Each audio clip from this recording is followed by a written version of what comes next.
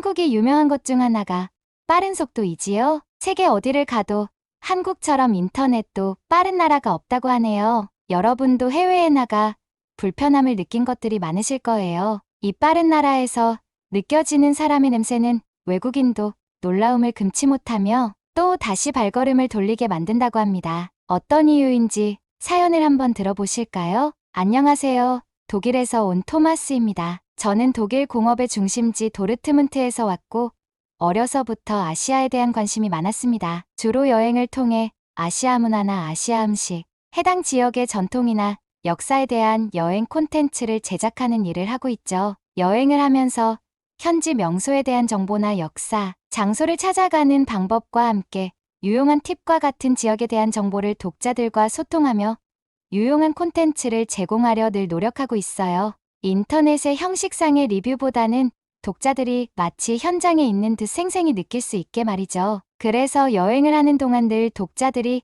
바라보는 관점과 입장으로 풀이하는 것을 좋아합니다. 이러한 저의 확고한 성향 때문인지는 몰라도 생각보다 많은 독자들이 생겼습니다. 저는 아시아 중에서도 중국과 한국, 일본 이 세 나라에 대해 특히나 관심이 많은데요. 서양 사람들이 동양 사람들을 바라보았을 때 다 비슷하고 별 차이 없다는 생각을 하더라고요. 하지만 아시아 내에 있는 나라들마다 조금만 관심을 가지고 바라보면 정말 다 달라 보입니다. 우선 제가 경험했던 이야기 하나 해드릴게요. 한국인들의 특징을 이해할 수도 있을 것 같은데요. 제가 대만에서 일정을 다 마치고 한국에 도착해서 서울 여행에 있을 때였어요. 처음에 한국에 왔을 땐 정말이지 한국 사람들이 늘 화가 나 있는 줄 알았습니다. 무뚝뚝한 표정에 늘 서두르는 발걸음, 그리고 빨리빨리라는 말을 자주 하더라고요. 나중에서야 알게 된 사실이었지만 빨리빨리라는 말이었습니다. 이 말은 해외에서도 보통 외국인들은 한국인 관광객들에게 한 번쯤은 들어봤다고 하네요. 이러한 특징도 있지만 좀 더 겪어보면 한국에서만 느낄 수 있는 특징이 있는데요. 서울에서 소문난 맛집이라는 추천을 받고 담당표와 식당에 들렸을 때였습니다. 저는 돼지국밥이라는 걸 그때 처음 알았는데요.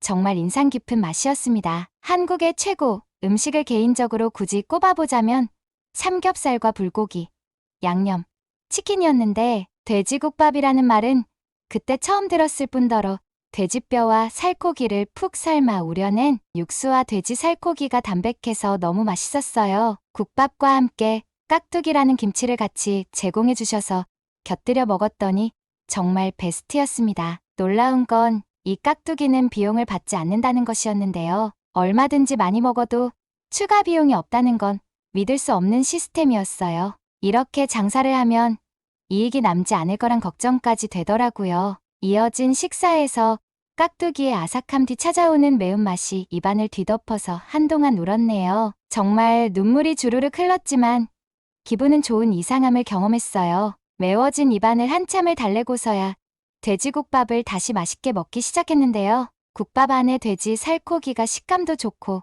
너무나 제 취향이더라고요. 제가 육수를 떠서 그 위에 고기를 얹어 먹은 뒤 최고라며 엄지손가락을 올려 제스처를 취하자 상당히 크게 웃었죠. 또 이를 본 할머니, 사장님이 저를 귀엽게 보셨는지 흐뭇한 미소를 지으시며 주방에서 돼지 살코기와 부위별로 몇 점씩 더 가지고 나오셔서 나눠주는 것이 아니겠습니까?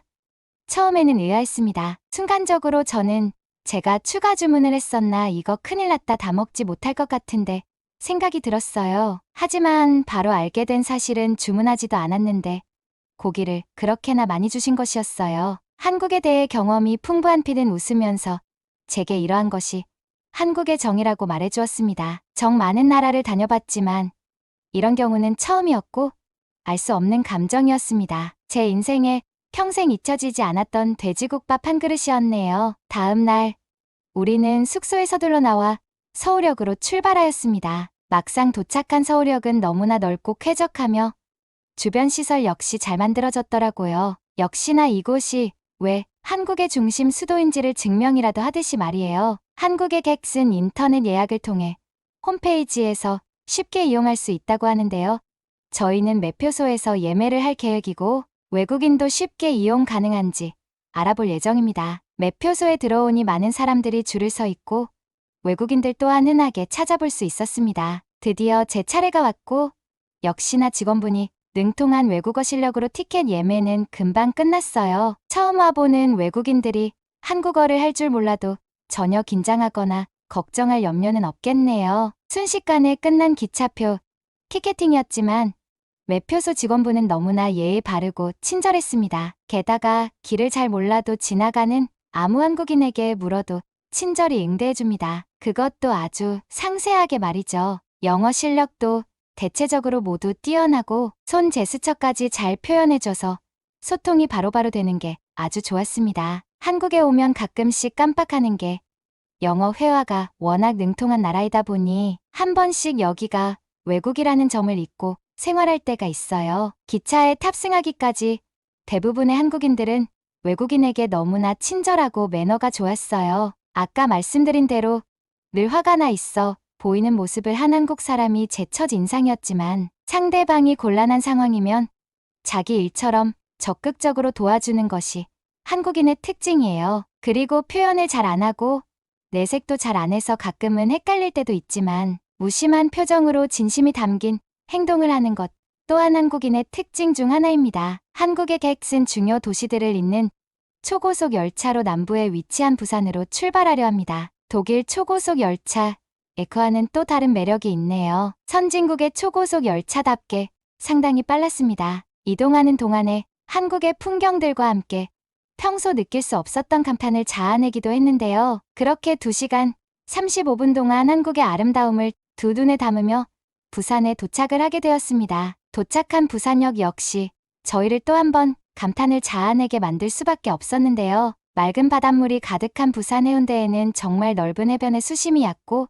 발 담그기도 좋았네요. 주변에는 수많은 음식점이 오락시설들과 함께 번화가로 이어져 있고 바닷바람을 쐬며 해변가를 걷던 그 야경은 아직도 잊혀지지 않습니다. 그렇게 제2의 도시 부산에 대한 여정을 마치고 귀국해서 다시 일상생활로 돌아왔는데요. 요즘도 여전히 바쁘게 보내는 하루지만 할머니 사장님의 흐뭇한 미소가 한 번씩 떠올라요. 그리고 그 큼직하게 쓸어주신 따뜻한 고기가 생각납니다. 다음 일정에 한국을 들리게 되면 그때는 꼭 그 알 수 없었던 느낌을 다시 확인해 보려 합니다. 무엇인지 제대로 설명할 수는 없지만 서로 말은 안 통해도 느낄 수 있었던 감정이었네요. 오늘따라 그 따끈했던 진한 육수 맛이 많이 생각이 납니다. 여러분은 국밥 자주 드시나요?